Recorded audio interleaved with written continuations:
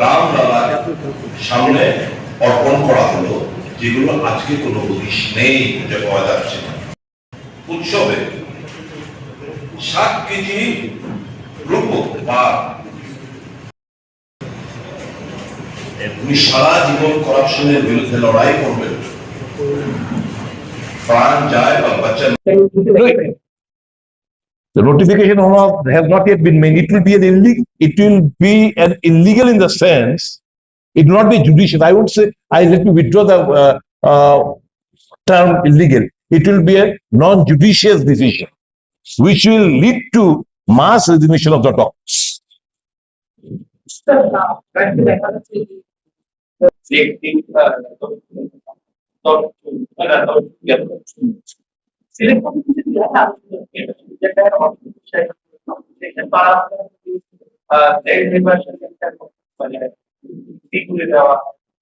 Actually, এই প্রশ্নটা এখন না করলেই ভালো, কারণ whatever discussion takes place in the select committee, I am not supposed to spell out before the press.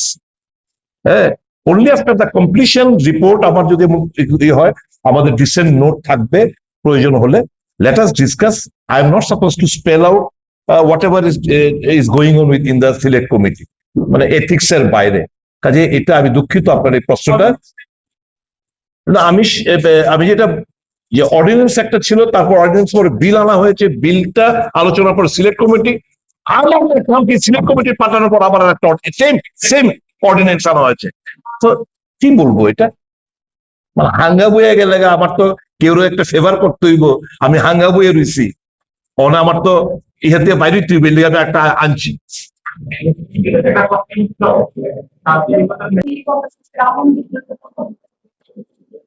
রামবুদ্ধি দেওয়ার কারোর প্রশ্ন আছে?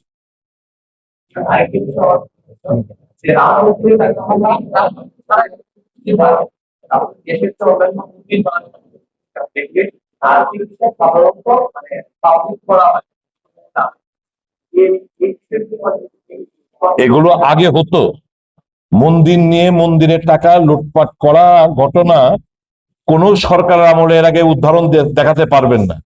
জবে থেকে বিজেপি এসছে, কোন জায়গা বাদ যায় না, এখন মন্দিরও বাদ যায় না, কোন জায়গা বাদ যায় না। এটা তো হিন্দু ধর্মের প্রতীক হিসেবে নিজেদেরকে উত্থাপন করতে চায়, দেখাতে চায়, এদের বলে অন্যতাবাদীদের মন্দিরও বাদ যায়।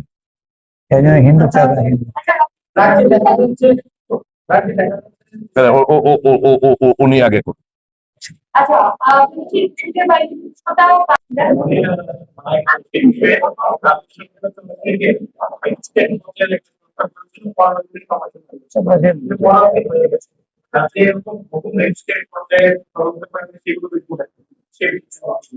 দেখুন, ইট উইল ইভলভ। আমি জানি না, আপনি কারেক্টলি করেছেন। সঠিক তদন্ত হলে আমাদের তদন্তের উপর আস্থা রয়েছে। সঠিকভাবে যদি তদন্ত করে কি বেরিয়ে আসে, এটা অপেক্ষায় আমরা থাকবো। কিন্তু এর আগে আপনি যে বলেছেন ম্যাজিস্ট্রিয়াল তদন্ত, it is an I wash, it is completely N I wash. এর বাইরে আমি কিছু বেশি বলতে চাইবো না। তবে সঠিকভাবে তদন্ত হলে, তদন্ত যদি if it is a suicide, fine. If it is a murder, then criminal should be booked. এটুকুই বলবো, সঠিক তদন্ত হলে হওয়ার দরকার। এবং যদি এটা আনন্যাচারাল ডেথ, অবশ্যই এটা কি সুসাইড না মার্ডার, দুই রকম ক্লেম আসছে।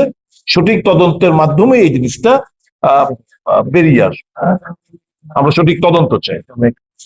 Let us wait for some time. Thank you, my dear friends. Thank you. ধন্যবাদ সবাইকে।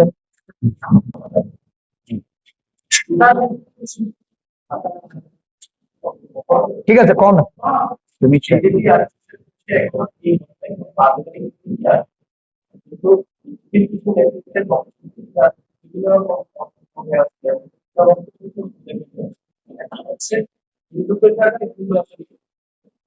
আর ওই প্রবলেম হচ্ছে প্রবলেম বাউন্ডারি চেষ্টা হয় যে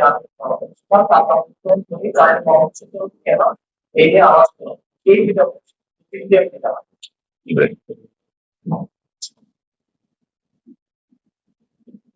অত্যন্ত সংবেদনশীল। হিন্দুর টাকা হিন্দুরা চুরি করেছে, চুরি করাটা অ্যাডমিট করে নিচ্ছি, মানে চুরি হয়েছে, আমরা এটাই চাইছিলাম। দ্বিতীয়ত হয়েছে, কংগ্রেস দল বরাবর সর্বধর্মে বিশ্বাসী।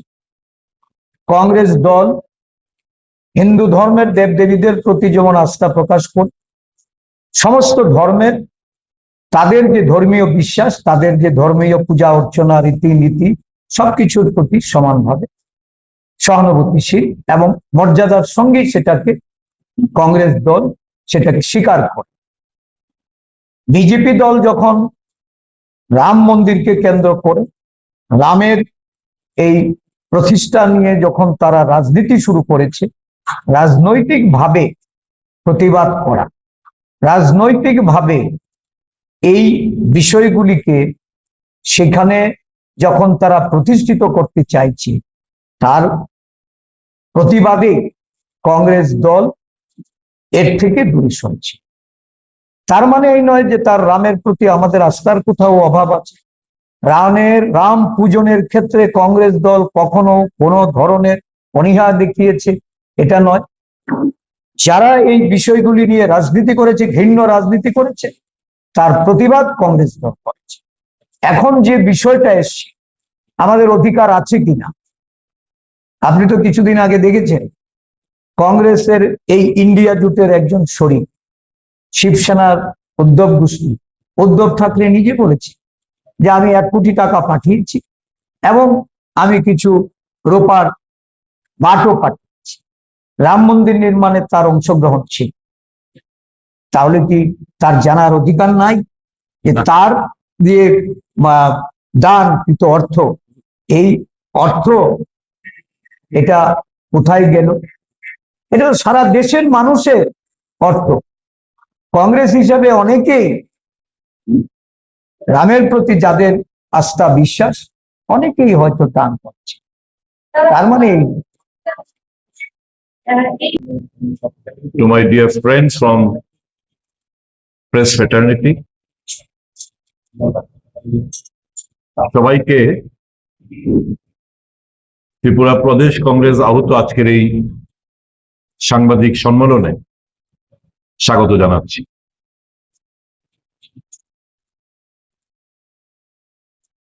আজকের এই প্রেস মিট ত্রিপুরা প্রদেশ কংগ্রেস কমিটির মাননীয় সভাপতির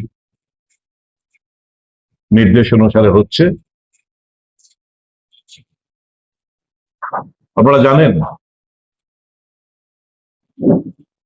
ভারতীয় জনতা পার্টি 2014 সালে দিল্লির মসনদে বসার পর সারা দেশব্যাপী একের পর এক দুর্নীতির খবর দেশের বিভিন্ন প্রান্ত থেকে আপনাদের কাছে পৌঁছচ্ছে। দুর্ভাগ্যবশত ন্যাশনাল গদি মিডিয়া এই তথ্যাদি প্রকাশ করছে না, সম্প্রসারণ করছে না, যার প্রেক্ষিতে বিশাল অংশের মানুষ যারা ন্যাশনাল টিভি গুলোর দিকে চোখ রাখেন কিংবা ন্যাশনাল নিউজ পেপারের দিকে চোখ রাখেন, তাদের কাছে এই দুর্নীতির খবরগুলো সঠিকভাবে পৌঁছচ্ছে না।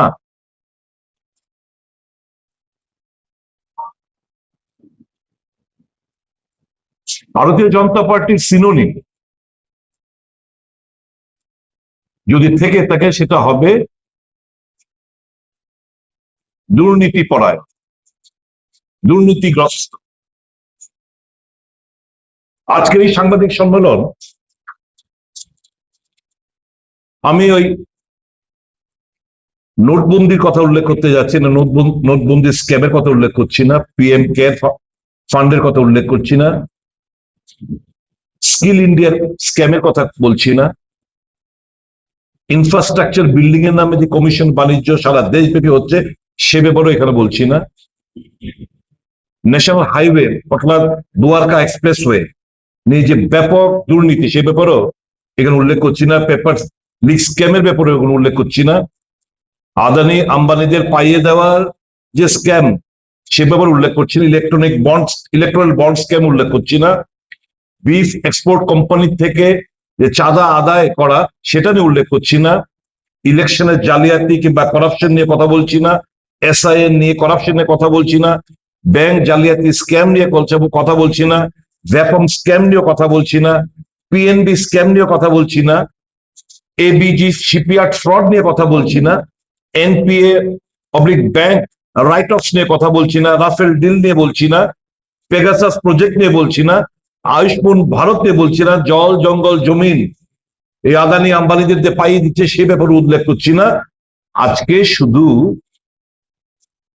এই দেশের মানুষের যে আস্থা বিশ্বাস, এর উপর যেভাবে ভারতীয় জনতা পার্টি ও তার ফ্রিঞ্জ যে সংগঠনগুলো রয়েছে, আরএসএস, বিএইচপি, বজরং দল, এদের কার্যকলাপ যে কোন জায়গায় এসে ঠেকেছে, সে ব্যাপারে কিছু তথ্যাদি আপনাদের কাছে উল্লেখ করছি। আমি অনুরোধ করব যারা একটু ধৈর্য সহকারে শুনবেন, চট করে স্ক্রোল করবেন না, এটা আপনাদের জানার দরকার রয়েছে। আজকের এই প্রেস মিটের পর আপনাদের সিদ্ধান্ত নিতে হবে যে মোদি ভক্ত হিসাবে থাকবেন না রাম ভক্ত হিসাবে থাকবেন।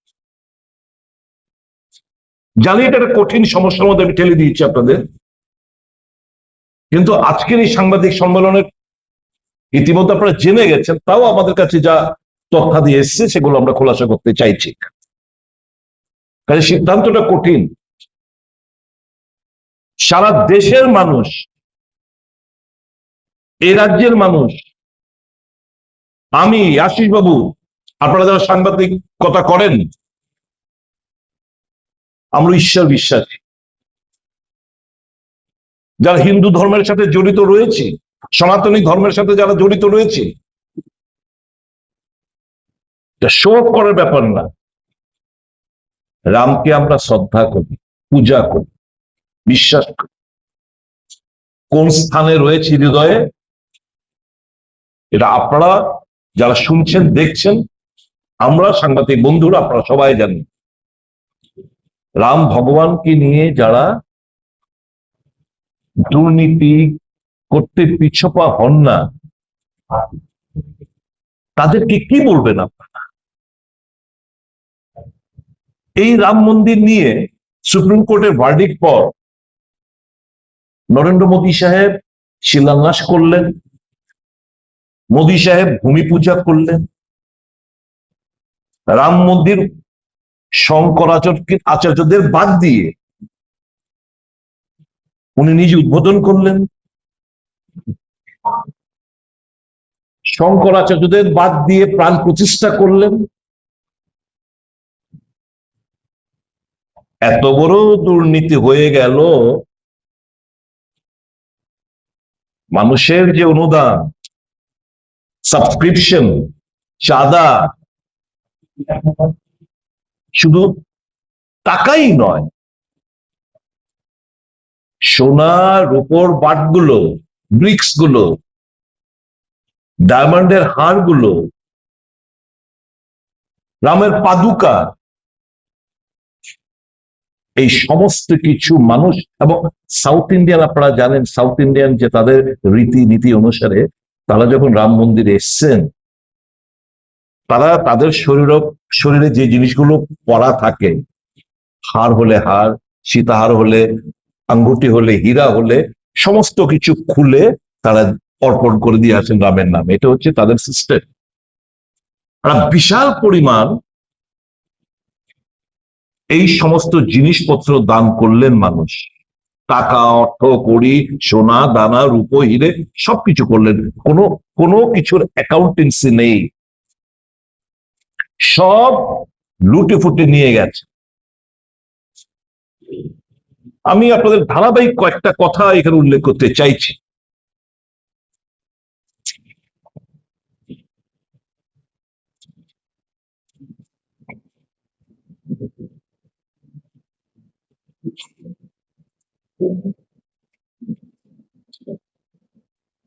ফেব্রুয়ারি 5 তারিখ 2020 সুপ্রিম কোর্টের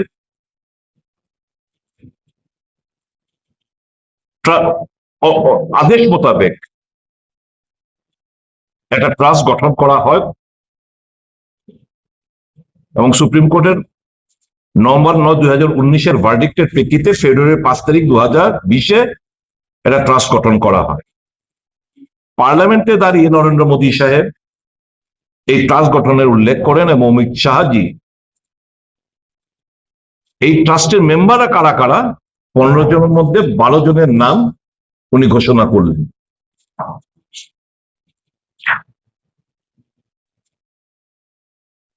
সাতাশে নভেম্বর 2021 রামের মূর্তির কাছে গিয়ে বললেন উনি সারা জীবন করাপশনের বিরুদ্ধে লড়াই করবেন, প্রাণ যায় পর বচন না যায়, প্রতিজ্ঞাবদ্ধ হলেন। প্রাণ প্রতিষ্ঠা উৎসবে 60 কেজি রূপো বার, 60 মানে 60 কেজি রূপোর বার রামলালার সামনে অর্পণ করা হলো, যেগুলো আজকে কোনো হদিশ নেই, খুঁজে পাওয়া যাচ্ছে না। আপনারা জানেন 2025-এর প্রারম্ভে কুম্ভ মেলা হয়, কোটি কোটি মানুষ এখানে যায়। প্রতিদিন 15-20 লাখ টাকার কোনো হিসেব পাওয়া যাচ্ছে না। এই মার্চ মাসের 2026-এর মার্চ মাসে স্টেট ব্যাংক অফ ইন্ডিয়া থেকে রিপোর্ট করা হলো এই ট্রাস্টির কাছে, চম্পত রায়দের কাছে, যে এখানে কাউন্টিং স্টাফদের তোমরা চেঞ্জ করো, এখানে কিছু আমরা কিছু দুর্নীতি হচ্ছে, আমরা খবর পাচ্ছি। মার্চ মাসের 5 তারিখ। জুন মাসের 5 তারিখ, মানে ইম্পর্টেন্ট ডেট, জুন মাসের 5 তারিখ চম্পত রায়ের পুলিশকে নিয়ে অবিনাশ শুক্লার বাড়িতে যান এবং ওখান থেকে 84 লক্ষ টাকা উদ্ধার করেন। কোনো এফআইআর চম্পত রায় ট্রাস্টের তরফ থেকে কোনো এফআইআর করা হয়নি। কবে এটা? জুন মাসের 5 তারিখ।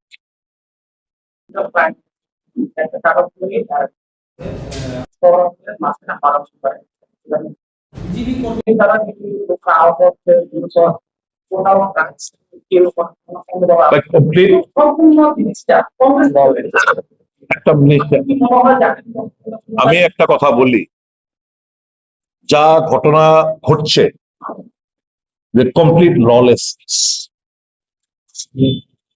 আমি যখন এই কথাগুলো প্রদেশ কংগ্রেস যখন এই কথাগুলো বলবে, প্রেস রিলিজও কিছু যেটাকে দিয়েছিলেন, তখন ডিজিপিকে বলানো হবে স্ট্যাটিস্টিক দিয়ে যে দেখো ওই স্ট্যাটিস্টিক অনুসারে এখন আমাদের এই ভালো, কিন্তু ঘটনা সেটা না। ঘটনা pitiable state of affairs. Police, I feel pity for the police. একটা ছেলে, মেলাগড়ের একটা ছেলে, সে দুর্নীতির এগেনস্টে লড়াই করতে গিয়ে আজকে জেলে। আর যারা দুর্নীতির সঙ্গে যুক্ত, এই রাম মন্দির থেকে শুরু করে সব জায়গায় অবাধ বিস্তার, they are taking law in their own hand. Police নিষ্ক্রিয়। পুলিশ কি তার উদ্দিন জাস্টিফাই করতে পারছেন? আমি যখন সেদিন মেলাগড়ে, আমি coming back to your point, Melagarh যখন গিয়ে যখন উচ্চ পদাধিকারী এক পুলিশ অফিসারকে বলো, স্যার আমরাও জানি স্যার, বুঝতেই তো পারছেন, I feel pity for that. Same complete অরাজকতা। ওই সোনামরা একটা 14 বছরের একটা নাবালিকা মেয়েকে এক দোকানে ধর্ষণ করেন, she is pregnant, she is carrying. ছেড়ে দাও। দিল্লি ত্রিপুরা থেকে আমাদের কাছে ফোন আসে, ওই যে নয়ডা না কোন জায়গায় যে একটা আমাদের একটা মেয়েকে খুব বাজে খুব বিশ্রী অবস্থায় ইয়ে করা হয়েছিল। Government has given only 20,000। সে টাকা খোঁজে, বাবু আমরা কিছু টাকা দেবো না আমার মেয়ের চিকিৎসার দিক। আর কি কয়, সরকার সব চিকিৎসা বহন করবে। প্রত্যেকের শিরোনাম, মানুষ মনে করছে বাহ আচ্ছা হইছে, নিশ্চিত সরকার তো আমার পাবলিক পিপল ওরিয়েন্টেড সরকার। মাত্র 20,000 টাকা দিচ্ছে, লক্ষ লক্ষ টাকা বিল। ইয়েস, গুরগাঁও না নয়ডা কোন জায়গায় জানি। তো এই তো হচ্ছে কমপ্লিট অরাজকতা, কমপ্লিট ললেসনেস। আর এটা আমি স্বাভাবিক এখন কইলে তো কইব তাই না, কেনা কইন না আমি আমার হাতে কটা দপ্তর থাকবো না থাকবো, হিউম্যানলি পসিবল? আমি 14 মাস মন্ত্রী আসলাম, 4টা দপ্তর আছে, আমি হিমশিম খাইতাম। রাত 1:30, 2টা, 2:30, 3টা পাপ। আমি মানুষ বিপদ মানে মানুষ রুগী, আমি ফার্স্ট আমার মানুষের লিগে ইয়ে করতে থাক। আর ওনার কাছে আমি জানি না 22-23টা দপ্তর তো বেশি আছে। How is it possible? Education শেষ, কি মনিটরিং, তারা এডুকেশন, স্কুল এডুকেশন, পিডব্লিউডি, কেন কেন কেন Y? You want to prove others are inefficient? You want to prove that you are the only efficient, that is why you have kept those department? No. The fact of the matter is, দেখবেন অন্যান্য প্রদেশের মুখ্যমন্ত্রীদেরও দেখবেন वो जे साल भर Kota fulfil करना है, दिल्ली तक लूट के पैसा वहां भेजना है, वही तो हो रहा है सब जगह पे। ये लूट का एक नमूना है कि एक जन के पास इतना डिपार्टमेंट, क्योंकि हमको लूट के, राज्य को लूट के केंद्र को भेजना है, यही तो हकीकत है। মানে কষ্ট হয় আর কি আমার, মানে বলতে কি কি কি কি করবো কোন। এখন বিজেপি যারা করো রে ভাই, একটু বুঝার চেষ্টা কর, একটু বুঝো। You are not, we don't hate you, যারা বিজেপি করেন আপনাদের ঘৃণা করি না আমরা, but don't be an underpath. Protest হতে when it is necessary.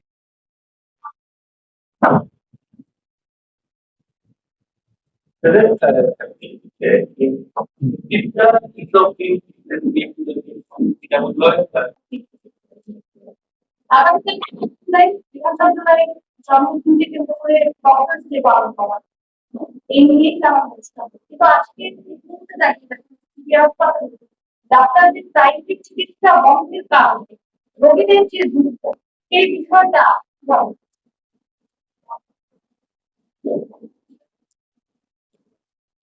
দেখো দুটো আসপেক্ট।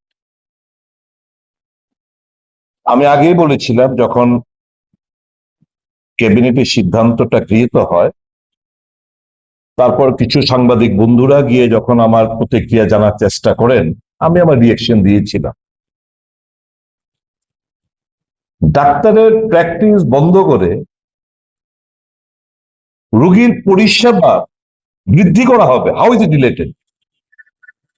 ক্যাবিনেট মেমোর মধ্যে যা উল্লেখ করা, টু ডেভেলপ, কি বলেছে যে পরিষেবা উন্নত করার জন্য এই ডাক্তারবাবুদের প্র্যাকটিস আমরা বন্ধ করে দিচ্ছি। How is it related? আপনি আমাকে বলুন না, কি করতে পারত যে during office hours, during duty hours, stern action will be taken against those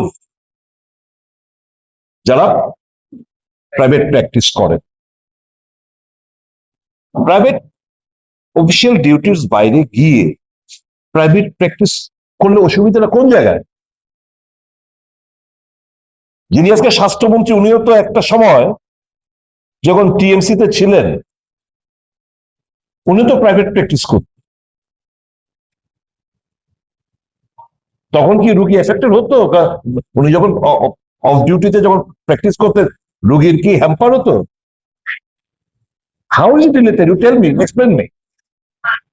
আমি তখনও বলেছিলাম এই জিনিসগুলো না করে পরিষেবাটা জিবি হাসপাতালে কিভাবে ইনক্রিজ করা যায়, লজ্জা হয় না? খবরের কাগজে আমি দেখেছি জুন মাসে পেশেন্ট ভর্তি সোনোগ্রাফি আইসিইউতে, সোনোগ্রাফি করবে, ডেট দেওয়া হচ্ছে আগস্ট মাসে। পেশেন্ট কোথায়? আইসিইউ। খবরের কাগজে আমি নিজে দেখেছি এবং এটা ঘটনা, খবরের কাগজ বানিয়ে কথাটা বলেনি। জুন মাসে, এই মাসে তো জুন, জুন মাসের কোনো একটা মিড অফ জুন পেশেন্ট আইসিইউতে ভর্তি, ওকে সোনোগ্রাফি করতে হবে। সোনোগ্রাফির ডেট দিয়েছে কবে? অগস্ট। মানে জাস্ট থিঙ্ক অফ, মানে পরিষেবা কি বহর চিন্তা করুন আপনি জিবি হাসপাতাল। ক্যান্সার হাসপাতালে বলেছিলাম, যদি আমার পরে বক্তব্যের পরে ডাইরেক্টর হেলথ সার্ভিস ক্যান্সার হাসপাতাল ভিজিট করে এসেছেন, কি বলেছিলাম? ক্যান্সার রেডিয়েশন মেশিন বন্ধ, নষ্ট গত 3-4 মাস ধরে। কি বলেছিলাম? পেট সিটি স্ক্যান নষ্ট 3-4 মাস ধরে। ব্রেস্ট ক্যান্সার ডিটেকশনের মেমোগ্রাফি মেশিন 1 বছরের অধিক ধরে নষ্ট পড়ে আছে। এখন আমি যদি বলি it is an evil design, মানে এখান থেকে আইএলএস কিংবা অন্য প্রতিষ্ঠানে কিংবা বহিরাজ্যে রুগী পাঠানোর চক্রান্ত একটা সেকশন জড়িত রয়েছে, ভুল হবে নাকি এমন ঘটনা? তো পরিষেবা এটা হচ্ছে, আরেকজন ডাক্তারবাবু বলেছি সুপার স্পেশালিস্ট ডক্টর, ওনার জন্য আলাদা একটা নোটিশ বের করেছেন যে সপ্তাহে 4 দিন উনি জিবি হাসপাতালে দেখবেন, বাকি 3 দিন ওই সায়েন্স সিটির লগে কোনো একটা জায়গায় একটা হাসপাতাল খোলা হচ্ছে। ওনার সঙ্গে এবং যে কোনো একজন প্রভাবশালী মন্ত্রীর রিলেটিভ এর সাথে জড়িত, খুঁজে বের করুন কারা করছে এটা। ওকে 4 দিন ডিউটি আসতে হবে, সুপার স্পেশালিস্ট ডক্টর।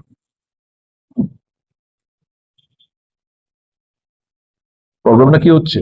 মানুষের সাংঘাতিক প্রবলেম হচ্ছে। ডু ইউ থিঙ্ক আজকে এখনই যান, গিয়ে দেখুন জীব অবস্থাটা কি। শ্বাস ফেলার জায়গা নেই আউটডোরের মধ্যে, প্রত্যেকটা আউটডোরের মধ্যে রোগীর ভিড়। একটা ওপিডির মধ্যে যদি একটা ডক্টর একটা লিমিট থাকে, এত রোগের চাপ, সাবে we are not machine, we are human being, doctors too are human being. আর এমসের কথা উল্লেখ করেছে, এমসের যে পরিকাঠামো, যে সুযোগ সুবিধা ডাক্তারবাবুদের দেয়, সেটা কি আপনারা দিচ্ছেন? তাহলে আমি জানি না কি নোটিফিকেশন কি বের করবো, ক্যাবিনেট সিদ্ধান্ত হয়েছে, নোটিফিকেশন এখনো বেরোয়নি। নোটিফিকেশন বেরোনোর আগে কিন্তু ডাক্তারবাবুরা প্রাইভেট প্র্যাকটিস বন্ধ করে দিয়েছে, এখনো নোটিফিকেশন বেরোয়নি। পুষে বলে যাওগা, এটা কোনো সেন্সিবল সরকারের বক্তব্য হতে পারে? কোন সরকারের বক্তব্য হতে পারে? কারা যাইব গা? ফ্যাকাল্টি যাইব, টিচার যাইব গা। তাহলে পড়াশোনাটা কই? এই যে এজেন্সিতে কে পড়াইবো? অন্য ডাক্তার আসে না এখানে। নর্থ ইস্টার্ন স্টেট গুলো মাঝখানে ইনিশিয়াল স্টেজ ওই ভিজিটে যখন আসতো, তখন ভাড়াটা ডাক্তারদের আমরা একটা হাজিরা রাখতাম। যাই হোক, উইথ প্যাসেজ অফ টাইম এখানে ফ্যাকাল্টি আমরা পেয়েছি, এখন তাদেরকে বলছি আমরা চলে যান। বহু জায়গায় 70 বছর করে দিয়েছে age limit, upper age limit for the medical college institution for retirement. আমাদের এখানে তো সেটা হয়নি। এখন যারা ভার্জ অফ রিটায়ারমেন্ট, এবং দেখবেন এই নোটিফিকেশন যদি চেঞ্জ না হয় কিংবা এইটা যদি উইথড্র না হয়, প্রচুর ডক্টর এন্ড মাস রেজিগনেশনের দিকে যাবে। It's an insult to the doctors. আসল কথা কি, মানুষ তো বুঝে না। সরকার কইছে পরিষেবা বৃদ্ধি করব, ডাক্তাররা প্রাইভেট প্র্যাকটিস বন্ধ, তার মানে ডাক্তারকে জীবীর মতো থাকবো 8 ঘন্টার বেশি পুরোটা। How will force? তো তুমি 8 ঘন্টা করে 8 থেকে 24, তুমি 8 ঘন্টা করে রোস্টার মেনটেন করো না। Make available doctors in the hospital. Why it will be done by the interns? সন্ধ্যার পর কেন শুধু ইন্টারনেট দ্বারা এই একটা হাসপাতাল প্রধান যে রেফারেল হসপিটাল ওটা চলবে, সেটা এনশিওর করো, will support you. Private practice বন্ধ করে মানুষের বোকা বানানোর জন্য যে আমার পরিষেবা বৃদ্ধি হবে, যার হাসপাতালে গিয়ে ডাক্তার জিজ্ঞেস করুন যে আইসিইউ কিংবা ওই যে রেড জোন ট্রমার মধ্যে যে মনিটর গুলো আছে কারেক্ট রিডিং দেয় কিনা, ইউ আর দ্য ডক্টরস, সবগুলো হকে জমে পড়ে রয়েছে, ফুল রিডিং দিচ্ছে, আসল জায়গার নাম আসল জায়গায় নেই। ওভার ক্রাউডিং কিভাবে কমানো যায়, ওয়াই ডিস্ট্রিক্ট হসপিটালস আর রেফারিং পেশেন্টস, যেটা আমরা ওখানে করতে পারি, মনিটর কোনো নেই, কোনো মনিটরিং নেই, আসল জায়গায় নেই। আমি বলবো সরকারকে আবার আমি রিকোয়েস্ট করব, ভুল হতেই পারে, আর যে সরকার শুধু অফিসার দ্বারা গাইডেড হয়, 1 or 2 officers are responsible to finish the government. এই বেআইনি ক্যাবিনেট সিদ্ধান্ত সেটা প্রত্যাহার করুন। Don't ever dare to bring in this notification. এই সাহস দেখায় বেড়াগিরি দেখায় নোটিফিকেশন আইন নেন না। You are heading for mass education of the doctors which will hamper the, আমাদের কি, আমরা we are concern for the people. পিপলের স্বার্থ হ্যাম্পার হবে, স্টুডেন্টদের স্বার্থ হ্যাম্পার হবে। That is why we are raising our voice, because this party is pro people, always think of the people. That is our concern. Any other question?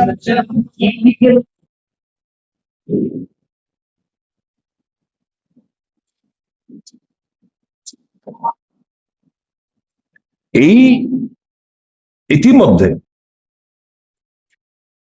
এই রাম মন্দিরকে কেন্দ্র করে কি কি স্ক্যাম হয়েছে তার একটা আমি বিবরণ দিচ্ছি। 1400 কোটি টাকা যে আমাদের অনুদান সেটার স্ক্যাম, রামশিলা যেগুলো বললাম তার স্ক্যাম, লোকাল কালেকশন 2019-এর আগে তার স্ক্যাম, 2021-এর ইনফ্লেটেড ল্যান্ড ডিলস, যে দর বাড়িয়ে যে জমি ক্রয় করা হয়েছে তার একটা স্ক্যাম, মাল্টি করোড় প্রসাদ স্ক্যাম। এই ঘটনাগুলোর জন্য সেন্ট্রাল সুপ্রিম কোর্ট দ্বারা তদন্ত হওয়া অত্যন্ত জরুরি।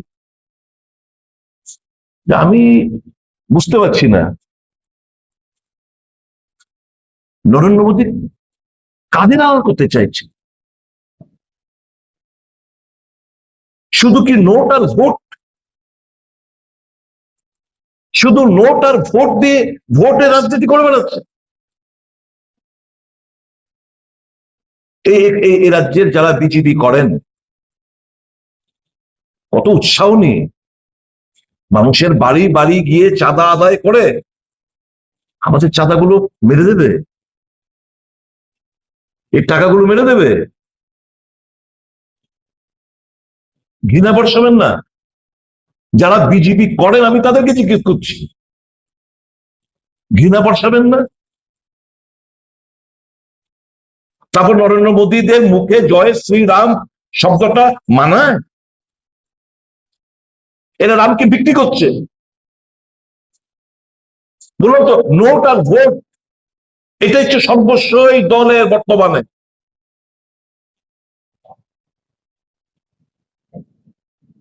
কি উত্তর দেবেন বলুন না? আপনারা যারা দেখছেন শুনছেন কমেন্টে ঘৃণা বর্ষা, নিন্দা জানান। আমি বিজেপি বন্ধুদের কাছে বলবো নিন্দা জানান।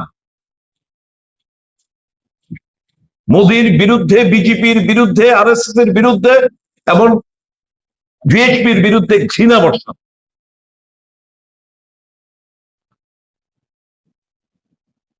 করিয়ে দিন এটাকে। এত বড় জানিয়েছে আমাদের বিশ্বাস আস্থা রামকে নিয়ে, ভগবান রামকে নিয়ে। কি বার্তাটা কি যাচ্ছে আমাদের সনাতনী ধর্মের বিষয়ে? দেশ বিদেশে কি বার্তা যাচ্ছে বলুন না?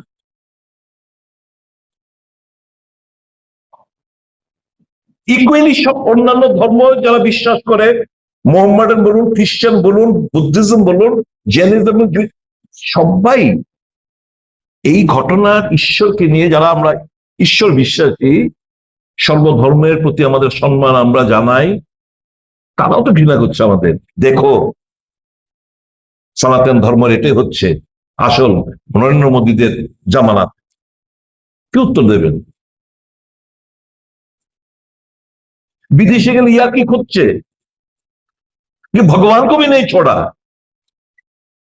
आम जनता को तो लूट लिया, गरीब का लूट लिया, अभी तो भगवान को भी नहीं छोड़ रहे हो।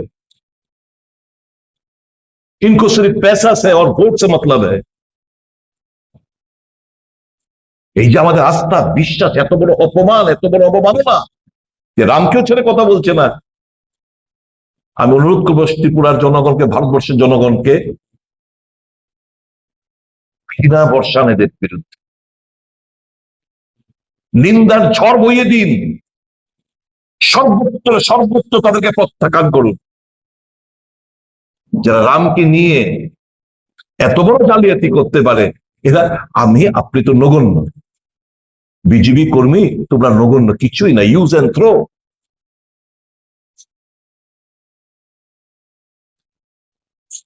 কাজে কংগ্রেস এই সবটা, কংগ্রেস দল এই রাম মন্দির কে কেন্দ্র করে, রামকে নিয়ে এই যে লুটতরা জবাব এতদিন চলে আসছে, তার বিরুদ্ধে সুপ্রিম কোর্ট মনিটর্ড একটা ইনভেস্টিগেশন আমরা চাইছি। এবং শুধু চুনোপুটি কিছু লোকদের, ড্রাইভার ক্লার্কদের দিয়ে নয়, বড় মাথা ছাড়া এত বড় সাহস নেই, এদের রাঘব বোয়ালদেরকে অ্যারেস্ট করার দাবি জানাচ্ছি আমরা। বুক অফ দেম, ইনি তো বলে, চম্পতরায় তো বলেছেন, আরে নরেন্দ্র মোদী বিষ্ণু কা অবতার। এই চম্পতরায় খুব স্নেহধন্য নরেন্দ্র মোদীর।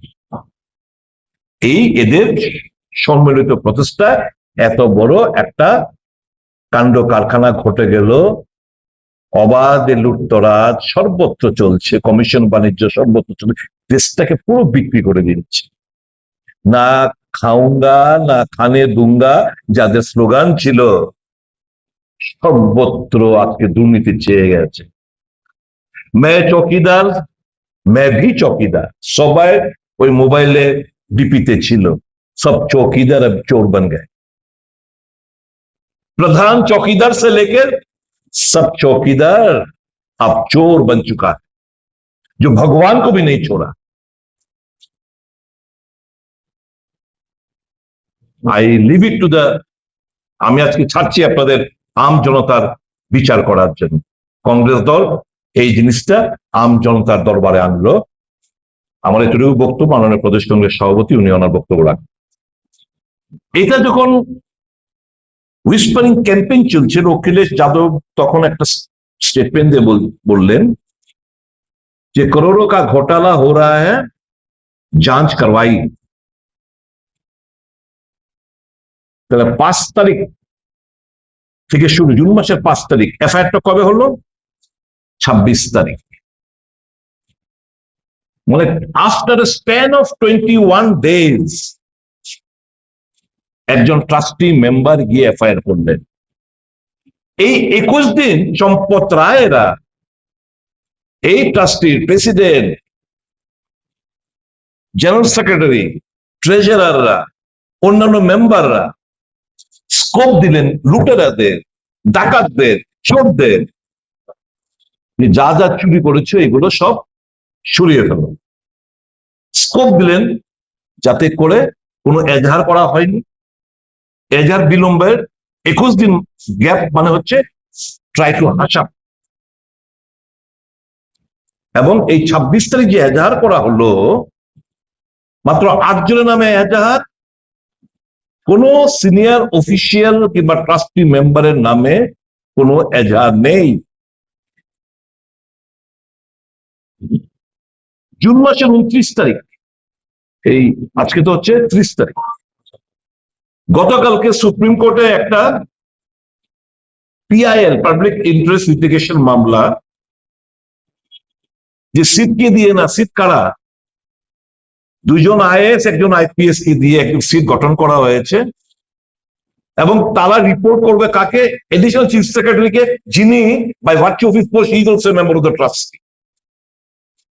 কিন্তু এই ব্যাপারে সুপ্রিম কোর্টের মামলা করা হলো, সুপ্রিম কোর্ট বলছে শুনবো, এত চট জলদি আমরা শুনবো না।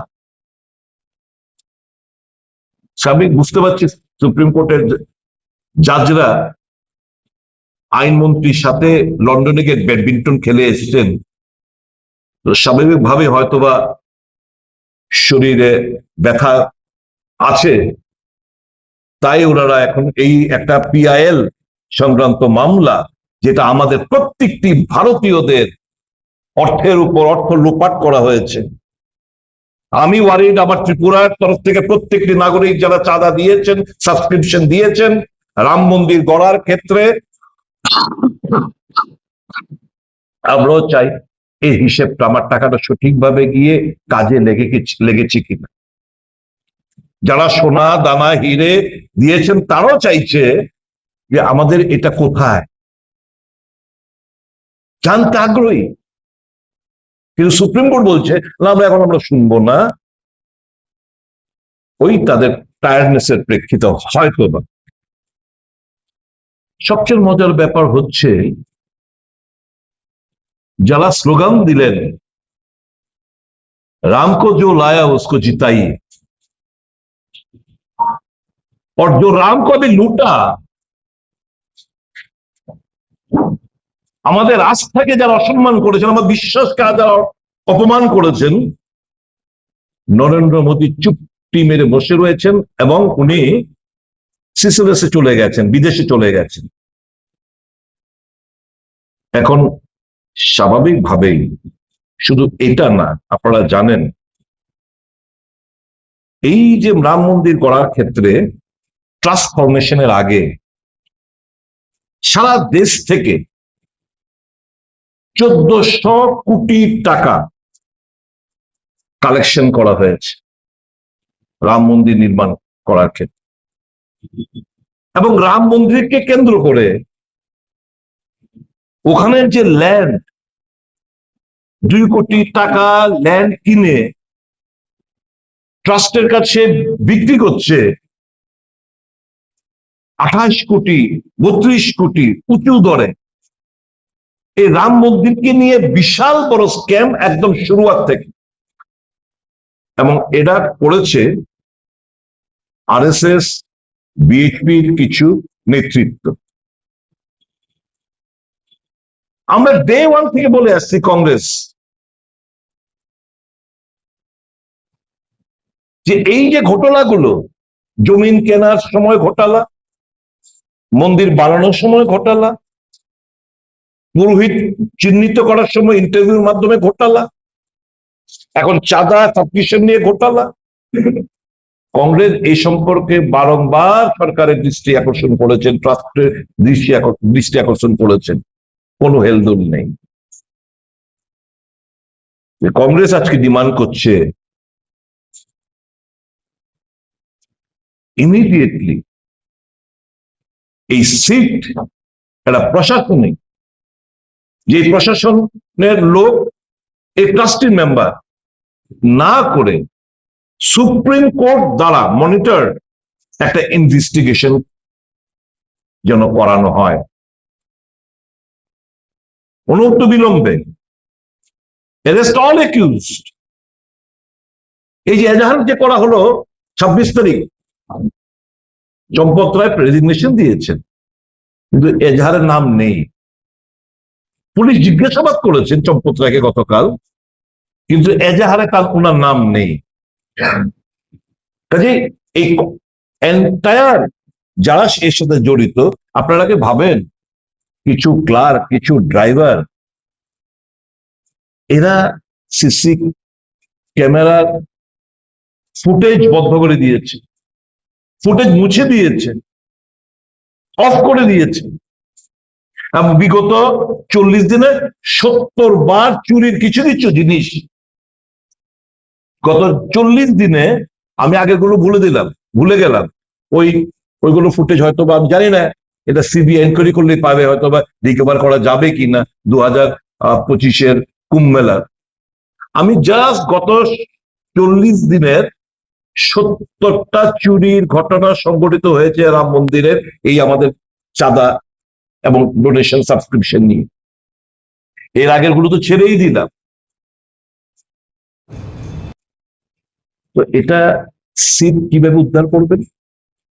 তাদের সহযোগিতা ছাড়া এটা করা সম্ভব? কেন কন্ট্রোলার অডিটর জেনারেলকে অডিট করানো হবে না? কেন সুপ্রিম কোর্টের একজন বিচারপতির তত্ত্বাবধানে, সুপ্রিম কোর্টের বিচারপতিদের তত্ত্বাবধানে ইনভেস্টিগেশন করানো হবে না? কেন এই যে ট্রাস্ট, এটাকে ডিসলভ করা হবে না, ব্যান করা হবে না?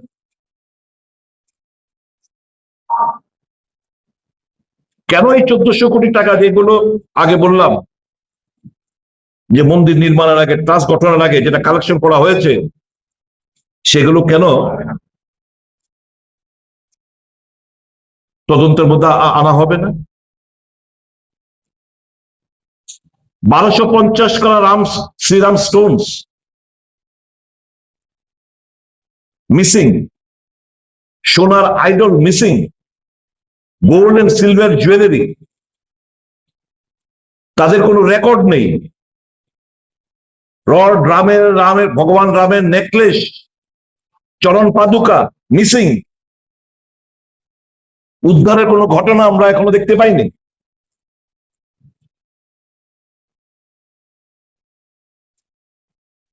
যা অভিযোগ, তাদের অভিযোগ এখন যে 200 কোটি টাকার চাঁদা মেরে দিয়েছে, এগুলো ছাড়া সোনা দানা, রূপোর বাট টাট, সোনার বাট পাট ছাড়া 200 কোটি টাকার এটা আরো বেশি।